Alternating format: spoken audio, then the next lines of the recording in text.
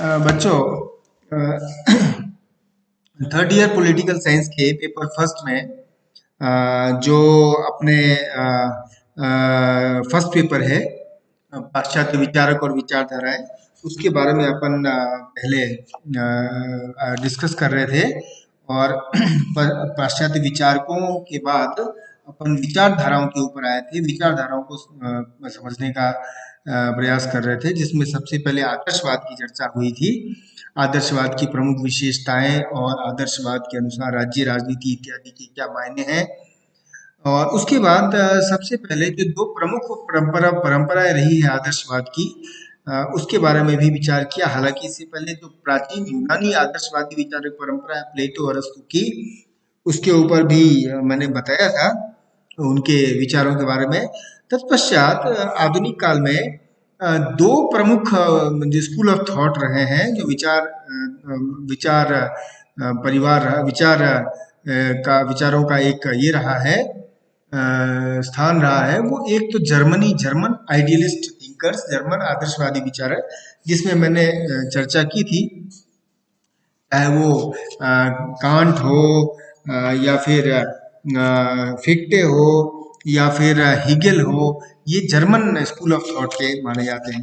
अब हम आज इंग्लिश स्कूल ऑफ थॉट जो आइडियलिस्ट का है, यानी कि ब्रिटिश परंपरा जो है आदर्शवादियों की, उनकी चर्चा करते हैं, उनके बारे में समझते हैं। सबसे पहले बर्नार्ड बोसांके के बारे में। बोसांके 1848 में उनका जन्म हुआ था इंग्लैंड में। और इंग्लैंड के आदर्शवादियों में बोसांके का स्थान बहुत एक प्रमुख स्थान है। जो बोसांके का दर्शन था, उस पर प्लेटो, कांट और हीगेल, रूसो, ग्रीक के विचारों का बहुत प्रभाव पड़ा था।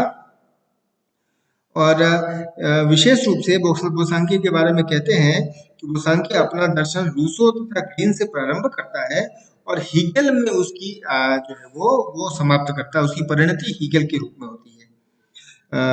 बोसांके की जो प्रमुख पुस्तकें हैं, जिसके माध्यम से उसने अपने आदर्शवाद के सिद्धांत का प्रतिपादन किया, नॉलेज एंड रियलिटी 1885 में रचित, लॉजिक 1888 में, सोशल एंड इंटरनेशनल आइडियाज 1917 में, the philosophical theory of the state 1899 में, the value and destiny of the individual 1913 में। ये कुछ प्रमुख पुस्तकें हैं जिसके माध्यम से बोसांके के विचार आदर्शवाद के बारे में परिलक्षित होते हैं। अब जो बोसांके है, वो रूसो की सामान्य इच्छा के सिद्धांत के द्वारा यह सिद्ध करता है कि मनुष्य एक सामाजिक प्राणी है। ये सबसे पहला कहता है कि मनुष्य एक सामाजिक प्राणी है और समाज से अलग रहकर मनुष्य पशुवत हो जाता है, जैसा कि अरस्तु भी कहता है। और राज्य जो है, राज्य की संप्रभु शक्ति सामान्य इच्छा का पर्याय है। इस प्रकार राज्य में आदर्श इच्छा और यथार्थ इच्छा दोनों का ही प्रभाव रहता है। सामाजिक जीवन द्वारा ही व्यक्ति अपना संपूर्ण विकास कर सकता है। सामाजिक जीवन द्वारा ही व्यक्ति अपना संपूर्ण विकास कर सकता है। इसलिए राज्य एक स्वाभाविक संस्था है और राजकीय कानूनी की पालना ही व्यक्तिगत स्वतंत्रता का एक प्रकार से दमन है। राज्य का कर्तव्य है कि हर संभव व्यक्ति के नैतिक विकास के लिए कार्य करे। राज्य नागरिकों का विवेक का पूर्ण समूह है। नागरिकों का विवेकपूर्ण समूह है। राज्य सामूहिक चेतना, जो कलेक्टिव कॉन्शियसनेस है, उसका एक प्रतीक है और पब्लिक वेलफेयर का भी प्रतीक है, लोकहित का भी प्रतीक है। इसलिए राज्य में नैतिकता, सुस्पष्टता और स्वज्ञान के तत्वों का एक सम्मिश्रण होता है और राज्य संपूर्ण नैतिक विश्व का संरक्षक है। राज्य का पूरा एक नैतिक राज्य का पूरा सिद्धांत इनका है, तो जो संपूर्ण विश्व का संरक्षक है। और इसलिए राष्ट्र राज्य जो है वो सामाजिक संगठन का सर्वोच्च रूप है। अब ये बोसांके ने खुलकर राष्ट्र राज्य का, नेशन स्टेट का पक्ष लिया है। राज्य को नैतिक और स्वाभाविक संस्था मानते हुए कहते हैं कि जो राष्ट्र राज्य है वो अपने आप में सामाजिक संगठन का सर्वोच्च रूप है। हम देखते हैं कि पुनर्जागरण के बाद, औद्योगिक क्रांति के बाद, पुनर्जागरण के बाद यूरोप में जिस प्रकार से राष्ट्र राज्यों का उदय हुआ, वो अपने आप में अभूतपूर्व था। और उसने कुल मिलाकर राज्य संस्था को एक एक एक एक जो इमोशनल, यानी कहते हैं ना, जो एक संवेदनशील, इमोशनल, भावनात्मक आधार प्रदान किया और उसी भावनात्मक आधार को अपने दर्शन का आधार मानकर बोसांके कहते हैं कि राज्य सर्वोच्च नैतिक और सामाजिक संस्था है और राष्ट्र की जो धारणाएं हैं, जो भावनाओं पर आधारित है, वो राज्य को और मजबूत करता है। और यही कारण है कि यूरोप में 17वीं 18वीं 19वीं शताब्दी में 20वीं शताब्दी में राष्ट्र राज्य की अवधारणा बहुत ज्यादा विकसित हुई। कई हालांकि आलोचक इस राष्ट्र राज्य की अवधारणा को बाद के वर्षों में जो राष्ट्रीय संघर्ष या अंतर्राष्ट्रीय स्तर पर हुए युद्धों के लिए भी जिम्मेदार मानते हैं, लेकिन राष्ट्र राज्य के प्रमुख प्रवर्तक के रूप में बोसांके का नाम लिया जाता है। English school of thought of idealist में से एक सबसे प्रमुख और बोसांके से भी एक प्रमुख नाम जो है वो है टी.एच. ग्रीन का। टी.एच. ग्रीन 1836 में इंग्लैंड में जन्म पैदा हुए और ऑक्सफोर्ड के में वो शिक्षित थे और एक उदारवादी आदर्शवादी थे। उदारवादी आदर्श, जब अपन उदारवाद की चर्चा कर रहे थे तो उदारवाद के समय में अपन ने देखा भी था कि जो नकारात्मक और सकारात्मक उदारवाद का भेद था, यानी कि जो व्यक्तिवाद नकारात्मक उदारवाद था, उसके जवाब में जो कल्याणकारी उदारवाद आया यानी सकारात्मक उदारवाद आया, ग्रीन उसके प्रमुख प्रवर्तकों में से एक थे। और वो 1878 में तो ऑक्सफोर्ड में वो जो एथिक्स था उसके प्रमुख जो है वो शिक्षक के रूप में नियुक्त किए हुए और इसलिए जो ग्रीन जो है वो एक लिबरल आइडियलिस्ट, उदारवादी आदर्शवादी के रूप में जाने जाते हैं। उनकी जो प्रमुख पुस्तकें हैं वो है lectures and principles of political obligation, ये सबसे प्रमुख पुस्तक है उनकी, lectures on the principles of political obligation. फिर दूसरा है lectures on liberal legislation and freedom on contract और तीसरा लेक्चर्स ऑन इंग्लिश रेवोल्यूशन। ये जो किताबें हैं, खासकर जो पहला मैंने कहा lectures on the principles of political obligation, ये ग्रीन के सबसे प्रमुख पुस्तकों में से है। ग्रीन ने प्लेटो की रिपब्लिक और अरस्तू के एथिक्स और पॉलिटिक्स के आधार पर अपने विचार का विकास किया, प्रतिपादन किया और वो व्यक्तिवाद का एक प्रकार से विरोधी था। जो ग्रीन है, ग्रीन के दर्शन का आधार ये था कि राज्य मानवीय चेतना की उत्पत्ति है। राज्य ह्यूमन कॉन्शियसनेस का एक परिणाम है और राज्य इसलिए प्राकृतिक एवं अनिवार्य संस्था है।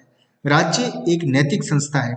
जैसे व्यक्तिवादियों ने कहा था राज्य एक अनावश्यक बुराई है, ग्रीन उससे असहमत थे कि राज्य अनावश्यक नहीं हो सकता, राज्य एक अनिवार्य संस्था है क्योंकि यह नैतिक संस्था है और राज्य का इसलिए सदैव प्रयास होना चाहिए कि व्यक्ति के जीवन को वो अधिक सुखमय, अधिक अच्छा बनाए, है ना।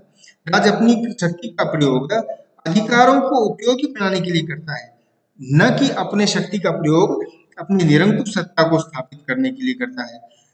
और इसलिए राज्य तो मात्र एक साधन है, राज्य एक साधन है, अल्टीमेट अंततः व्यक्ति साध्य है। अब व्यक्तिवाद से अलग है, व्यक्तिवाद में भी व्यक्ति साध्य है, लेकिन वो राज्य को उस साधन का वो साधन नहीं मानते, राज्य को अनावश्यक मानते हैं। नागरिक को राज्य का विरोध करने का पूरा अधिकार है। ठीक व्यक्तिवाद की भांति हालांकि व्यक्तिवाद नकारात्मक उदारवाद में राज्य की संस्था को ही निरर्थक मानते थे, लेकिन राज्य की संस्था को ग्रीन ने यहाँ पर महत्व दिया, लेकिन कहा कि व्यक्ति को अधिकार है कि उसके खिलाफ वो विद्रोह कर सके अगर उसके मौलिक अधिकारों, उसके मूलभूत अधिकारों को राज्य सुरक्षित रखने में असफल होता है ना। और वो कहता है कि व्यक्ति की स्वतंत्रता की रक्षा के लिए राज्य को बल प्रयोग भी करने का अधिकार है। और ग्रीन के अनुसार स्वतंत्रता पर व्यक्ति की स्वतंत्रता पर प्रतिबंध यानी युक्त प्रतिबंध भी होना चाहिए। ग्रीन की स्वतंत्रता के दो लक्षण हैं, एक निश्चित कार्य करने की सुविधा जिससे आत्मोन्नति हो, निश्चित कार्य करने की सुविधा जिससे आत्मोन्नति हो, दूसरा सीमित स्वतंत्रता जिससे विकास संभव हो सके, है ना। इसलिए ग्रीन व्यक्ति की स्वतंत्रता के समाज और राज्य के नियमों को आवश्यक मानता है। ये विरोधाभास में नहीं, हाँ विरोधाभास नहीं है, जीएस मिल की तरह, ये हार्मोनाइजेशन है ना, राज्य और व्यक्ति के बीच में। इसलिए ग्रीन सकारात्मक स्वतंत्रता का समर्थक है। इसलिए बार्कर कहता है ग्रीन के बारे में कि अच्छे कार्य करने की प्रेरणा देने वाली सदिच्छा के आदेशों का पालन करने की स्वतंत्रता ही सच्ची स्वतंत्रता है। और इसलिए ग्रीन जो है वो अधिकार की भी चर्चा करता है। अधिकारों के दो तत्वों की चर्चा करता है, एक तो व्यक्ति की मांग और दूसरा समाज द्वारा उस मांग की पूर्ति। प्रत्येक मांग अधिकार नहीं हो सकती, ये भी स्पष्ट है। जिस मांग में समाज की स्वीकृति हो वही संरक्षित अधिकार के रूप में मान्यता प्राप्त हो जाती है। प्राकृतिक कानूनों का संबंध समाज के अंतिम लक्ष्यों की प्राप्ति से है। और ग्रीन के अनुसार प्रत्येक आदर्श राज्य में प्राकृतिक कानूनों की अनिवार्यता होनी चाहिए। इसलिए ग्रीन के संपत्ति का जो विचार है वह भी उदारवादी है और एक प्रकार से वो व्यक्तिवाद और समाजवाद के बीच का एक मिश्रित एक कड़ी है ना। और ग्रीन तो युद्ध को एक नैतिक अपवाद मानता है, आवश्यकता नहीं। ये हीगल के विरुद्ध, हीगल से अलग। तो आदर्शवाद के बारे में ग्रीन के विचार थे। ग्रीन के अतिरिक्त भी हम देखते हैं कि फ्रांस के रूसो का एक आदर्शवाद है। फ्रांस के रूसो ने कैसे बैक टू नेचर की बात की, राज्य के अस्तित्व और राज्य के द्वारा राज्य समाज के विकास और समाज के साथ संपत्ति के विकास से किस तरह नैतिकता नष्ट होती है उसकी चर्चा की। सामान्य इच्छा का सिद्धांत दिया और सामान्य इच्छा व्यक्ति की नैतिक यानी आदर्श इच्छाओं का ही योग है। तो ये विचारक जो है इन्होंने आदर्शवाद का प्रतिपादन किया। आदर्शवाद के जो प्रमुख कुछ सिद्धांत है उसकी अपन चर्चा करेंगे, इसकी एक आलोचनात्मक व्याख्या भी अगली कक्षा में करेंगे।